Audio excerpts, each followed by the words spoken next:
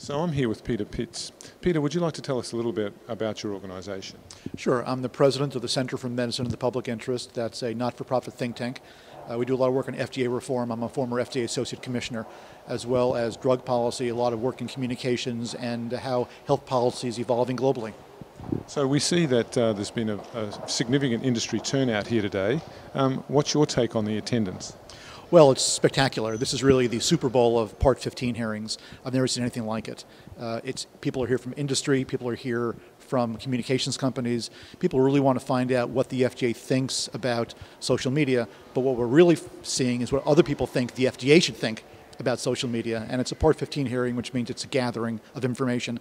And what everybody's really curious about, apart from what's being said and the questions that are being asked, is what action will the FDA take once this hearing is over, once the docket is closed? Will they step forward and really get some regulations in place that remove some of the fear and uncertainty, or will they wait and see what happens?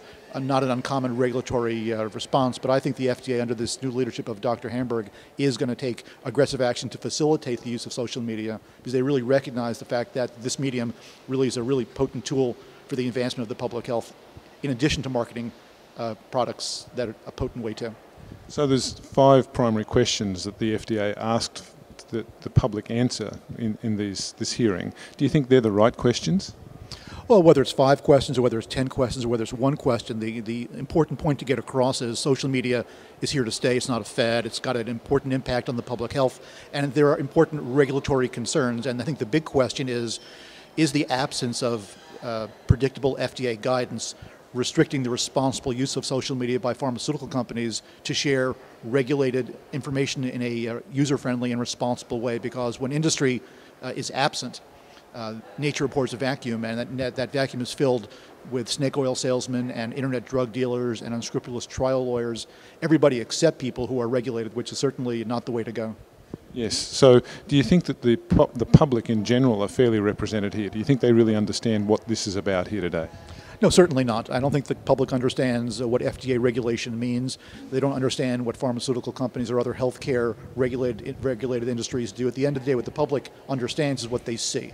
And over 113 million Americans search the internet regularly for healthcare information, but 2/3 of those people never even bother to look as to whether or not that information is valid and where it's coming from, and that's got to change. Absolutely. So is there anything else that you'd like to leave with us before we finish up today? Well, a lot of people are saying that this hearing is a waste of time, that we're all going to come and we're all going to talk and we'll meet and greet and it'll be a fun meeting, but at the end of the day, the FDA won't do anything, and I don't agree with that. I think the FDA takes this very seriously. I think they're going to listen and learn and take action, and that's going to be in the interest of both companies and of the public health. Peter Pitts, thank you very much for your time today. Thank you. My pleasure. Thank you.